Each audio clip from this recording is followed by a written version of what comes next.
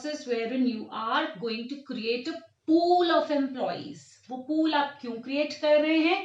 क्योंकि उसी pool में से बाद में आप सिलेक्शन या जिसे हम छटाई कहते हैं आप करेंगे, स्क्रीनिंग करेंगे और फिर आप देखेंगे कि कौन से वो एम्प्लॉयज है जिन्हें आप फाइनली सिलेक्ट करना चाहते हो. So this is how recruitment and selection is different. हालांकि हम ये डिफरेंस को बहुत डेप्थ में अच्छे से पढ़ेंगे, कैसे दो टर्म्स अलग हैं, लेकिन फिलहाल के लिए अभी हम बात करते हैं सोर्सेज ऑफ रिक्रूटमेंट के बारे में. सो जब आप रिक्रूट करना चाहते हैं लोगों को, ये कहना चाहते हैं कि आपके पास ये पोजीशंस हैं और आप उसके लिए अप्लाई करें, तो आप कहाँ से शुरुआत करेंगे, कैसे आप you will go forward in that particular direction. So first is you can recruit from internal sources or you can also recruit from external sources. So दो options हैं. Internal sources से मेरा मतलब है मेरी ऑर्गेनाइजेशन के अंदर से कुछ मेरे पास ऑप्शंस हैं जहां से मैं एम्प्लॉइज को रिक्रूट कर सकती हूँ, क्योंकि ऑलरेडी मेरी ऑर्गेनाइजेशन में कुछ एम्प्लॉइज काम कर रहे हैं.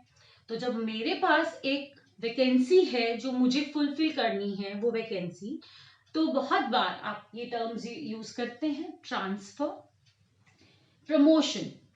तो मैं ये भी कर सकती हूँ कि एक प्लांट से किसी दूसरे प्लांट में मैंने एम्प्लॉय को ट्रांसफर कर दिया, मे बी वहां उसकी जरूरत नहीं थी, दूसरी जगह थी. सो ट्रांसफर करके भी आप इंटरनली रिक्रूट कर सकते हैं एम्प्लॉयज को, या फिर प्रमोशन के थ्रू भी आप अपनी वो जॉब वैकेंसीज फिल कर सकते हैं. सो लेट्स से अगर एक मैनेजर की पोजीशन जो है वो है आपके पास जो कि खाली है और आपको उसके लिए एम्प्लॉय चाहिए. सो एक तो है कि आप बाहर से through advertisements and through other ways, जब भी हम बात करेंगे, आप लोगों को इनवाइट करें कि वो अप्लाई करें उन पोजीशंस के लिए, और आप उसमें से फिर वो मैनेजर देखें कि कौन जो है वो सूटेबल है आपकी उस पोजीशन के लिए, या फिर ऑलरेडी जो एम्प्लॉयज काम कर रहे हैं आपके ऑर्गेनाइजेशन में, आप उसमें से ही देखें कि किस में पोटेंशियल है, किसे प्रमोट किया जा सकता है, and that is how you can just fill that vacancy. तीसरा है एक्स एम्प्लॉइज. सो ऑलरेडी जो एम्प्लॉइज आपके पास पहले काम कर चुके हैं, मे बी उन्होंने कहीं और ज्वाइन कर लिया है, या टाइम्स जब वो they have left for some reason और आप उनको री एम्प्लॉय करते हैं, तो वो भी एक सोर्स होता है आपकी इंटरनली आपकी रिक्रूट करने के लिए. Fourthly employ reference. ये बहुत इंपॉर्टेंट है और आजकल ऑर्गेनाइजेशंस में बहुत ज्यादा यूज होता है, क्योंकि एम्प्लॉय रेफरल का मतलब है आप अपने एम्प्लॉय से ये कहते हैं कि if there is another person who you think would be suitable for our organization, तो आप हमें बताएं. आप उस इंडिविजुअल को, प्रोस्पेक्टिव एम्प्लॉय को हमें रेफर कर सकते हैं, सो दैट बाद में जब हमें जरूरत होगी तो हम वहां से ही उस एम्प्लॉय को ले सके. जब हमें फ्यूचर में कभी रिक्वायरमेंट होगी तो उसे वो ऑर्गेनाइजेशन यूज करती हैं अपने उस डेटाबेस को. अब इससे बेनिफिट ये होता है कि क्योंकि वो एम्प्लॉयज के थ्रू आ रहे हैं, सो थोड़ा रिलायबिलिटी वाइज वो आपके लिए एक बेटर ऑप्शन रहता है. नाउ इंटरनल सोर्सेज में ये हैं प्रमोशन के साथ demotion also, you can refer. इस पर हम डिटेल में बात करेंगे आगे आने वाली वीडियोस में. For now, let's talk about external sources now. External sources means आपकी ऑर्गेनाइजेशन के बाहर से आप रिक्रूट करना चाह रहे हैं, लोगों को इनवाइट करना चाह रहे हैं कि वो आपकी ऑर्गेनाइजेशन में जो वैकेंसीज हैं उनके लिए अप्लाई करें, ताकि आप उसी पूल में से, जैसा हमने इनिशियली बोला, बाद में सिलेक्ट कर सकें जो बेस्ट सूटेबल कैंडिडेट है. बट द क्वेश्चन इज, जब आप एक्सटर्नली लोगों को रिक्रूट करने जाते हैं तो आपके पास ऑप्शंस क्या क्या हैं. ये कुछ एक आई एम श्योर एडवर्टाइजमेंट आप लोगों ने सुना है ये ऑप्शन के बारे में. एडवर्टाइजमेंट कैन मीन कि आप मे बी न्यूज़पेपर में आप एडवर्टाइज कर रहे हैं, और it could be through other means also. जब आप एडवर्टाइज करते हैं कि ये एक पर्टिकुलर जॉब वैकेंसी है जो अवेलेबल है and we need to fill, ये क्वालिफिकेशंस हैं, हमें इस तरीके का जो है candidate we are looking for, whosoever has those qualifications, eligibility criteria जिनका मीट होता है वो अप्लाई करे। तो आप इस तरह से एक एडवर्टाइजमेंट दे देते हैं। Second is campus recruitment. Campus recruitment I am sure आप सब बच्चों को इसके बारे में पता होगा। कैंपस रिक्रूटमेंट क्या होता है, जहां बहुत सी ऑर्गेनाइजेशंस हैं वो कैंपस में आती हैं और वहां से जो स्टूडेंट्स जिन्होंने ग्रेजुएशन कंप्लीट कर लिया है या पोस्ट ग्रेजुएशन कर लिया है, वो वहां से उनको लेकर जाती हैं and they basically consider those particular candidates to fill in vacancies जो वहां पर उनकी ऑर्गेनाइजेशन में है। So that is campus recruitment. So अगर ऑर्गेनाइजेशन को कैंपस के थ्रू रिक्रूट करना है तो वो ऐसा कर सकते हैं कि कैंपस में जाएं और जो कैंडिडेट्स हैं उसमें से जो उनको बेस्ट लगता है दे कैन पिक इट। अब इसमें बहुत फॉर डिफरेंट सोर्सेज कब हम कौन सा सोर्स यूज करेंगे, कब हम इंटरनल सोर्सेज यूज करेंगे, कब एक्सटर्नल यूज करेंगे, कब हम एडवर्टाइजमेंट के थ्रू करेंगे, कब हम कैंपस रिक्रूटमेंट की डायरेक्शन में जाएंगे, it all depends on various factors. आपको किस तरीके का एम्प्लॉय चाहिए। लेट्स से यहाँ कैंपस रिक्रूटमेंट की हम बात कर रहे थे, तो if you need fresh blood, if you need people who are creative, अगर उस जॉब की रिक्वायरमेंट ही यही है, सो वहां आपको एक्सपीरियंस्ड लोग ज्यादा नहीं चाहिए। You need people who can think out of the box, जो इनोवेटिव हो। सो वहां आप कैंपस रिक्रूटमेंट के लिए जाते हैं। So every source has got its own merits, demerits. कब आप कौन से पे जाएंगे तो आपके लिए सही रहेगा, ये ऑर्गेनाइजेशन पहले से सोच कर चलती है और अकॉर्डिंगली रिक्रूट करती है। Anyway, so third is employment exchange. Employment exchange basically government you can say established agencies हैं, जहां पर जो प्लेटफॉर्म है, इस प्लेटफॉर्म पर एम्प्लॉयर और एम्प्लॉय मिल सकते हैं। सो किसी को भी अगर देयर इज एनी पर्सन जो जॉब ढूंढ रहा है, वो एम्प्लॉयमेंट एक्सचेंज में अपना नाम लिस्ट करवाता है।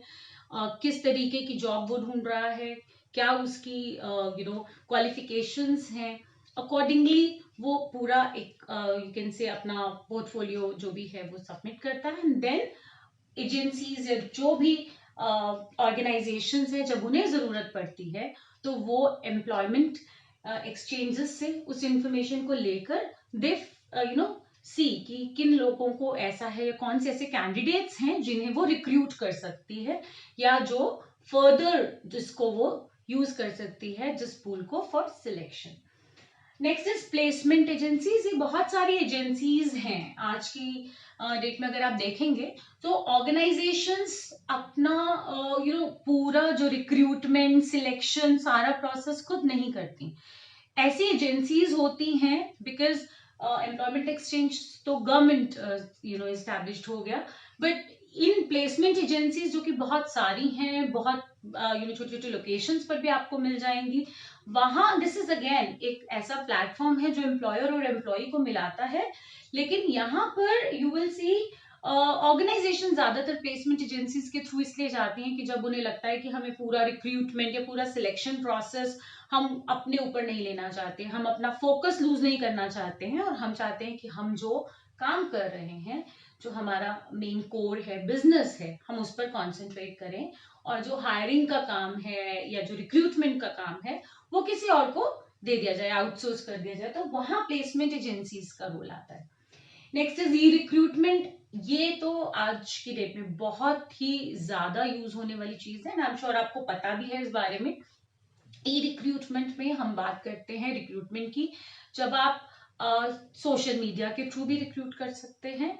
यहाँ आप जो वेब बेस्ड टेक्नोलॉजी है उसको यूज करते हैं, where in you may talk about sites like naukri.com, आपने सुना होगा, इंडीड है। सो बहुत सारी ऐसे पोर्टल्स हैं जहां पर जो वेब बेस्ड टेक्नोलॉजी को यूज करते हुए जो भी लोग जॉब ढूंढ रहे हैं वो अपना लिस्टिंग करते हैं, एंड देन जो ऑर्गेनाइजेशंस हैं जिन्हें एम्प्लॉयज चाहिए वो वहां से उस डेटाबेस में से they can just source employees for their organization.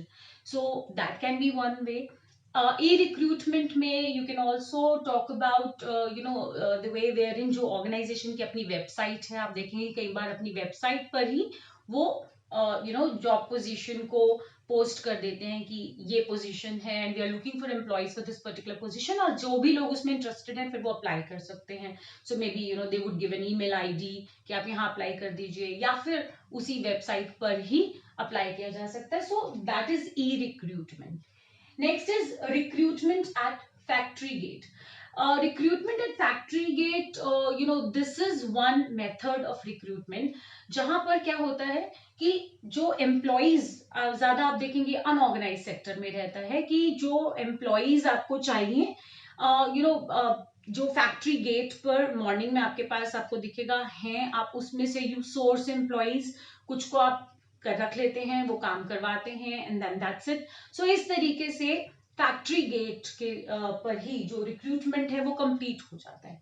Now casual callers is थोड़ा सा, ये आप देखेंगे अनऑर्गेनाइज सेक्टर में तो है, ऑर्गेनाइज सेक्टर में भी. इनफैक्ट जो ऑर्गेनाइजेशंस बहुत ही रेप्यूटेड होती हैं, वहां पर आप देखोगे कि एम्प्लॉइज, जो प्रोस्पेक्टिव एम्प्लॉइज हैं, वो खुद से कॉल करते हैं एंड वहां दे वुड आस्क कि we are looking for a job, is there a job available.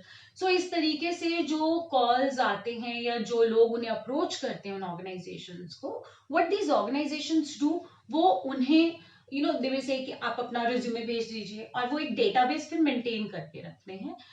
Future में जब भी उन्हें चाहिए employees for a particular position, what they do is they go back, they refer to that database, और उस database में से जो उनके काम के एम्प्लॉइज हैं वो उनको ले लेते हैं. सो उसमें क्या होता है ना, उनको पूरा जीरो से प्रोसेस नहीं करना पड़ता, एडवर्टाइजमेंट देना, ये वो ऑलरेडी एक पूल है, डेटाबेस है, वो वहीं से एम्प्लॉइज को ले सकते हैं.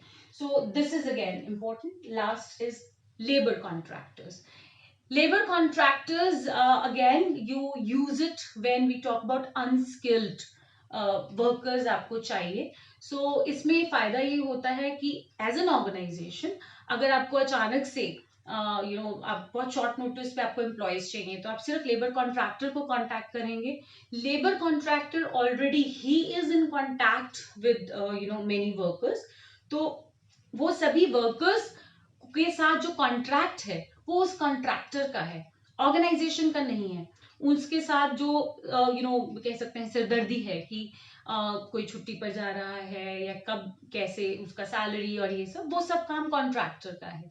But what organisations do is, वो ऑर्गेनाइजेशंस लेबर कॉन्ट्रैक्टर को अप्रोच करती हैं, उन्हें अपनी रिक्वायरमेंट बताती हैं कि हमें इतने लोग चाहिए हैं, एंड उनसे वो वहां से रिक्रूट कर लेती हैं. So this is how external sources can be used to recruit employees, right? Now in nutshell, internal sources, external sources, both the sources are equally important. आप कब किस सोर्स से रिक्रूट करेंगे ये डिपेंड करता है उस ऑर्गेनाइजेशन की रिक्वायरमेंट पर. और रिक्रूटमेंट में हमें जो मेन चीज याद रखनी है, इट्स अ प्रोसेस जहां आप एम्प्लॉइज को सिलेक्ट नहीं कर रहे हैं, आप ज्यादा से ज्यादा लोगों को आप अप्लाई करने के लिए स्टिमुलेट कर रहे हैं. आप शुरुआत करते हैं वहां से जहां आप ढूंढते हैं कि सोर्सेस क्या क्या होने चाहिए, जो हमने यहाँ इस वीडियो में पढ़ा, क्या क्या सोर्सेस हो सकते हैं, कहाँ से मैं रिक्रूट करूं कि मुझे कॉस्ट कम पड़े, कॉस्ट इफेक्टिव हो, कहाँ से मैं रिक्रूट करूं कि जिस क्वालिटी के लोग या जिस क्वालिफिकेशन के मुझे एम्प्लॉइज चाहिए वो मुझे इजिली मिल जाए, और फिर उसमें देखना कि कैसे मैं उन्हें स्टिमुलेट भी करूं कि वो मेरी उस जो जॉब वैकेंसी है उसके लिए अप्लाई भी करें. So that entire process is basically recruitment. Now with this I will end this video. We will meet in the next video soon. Thank you.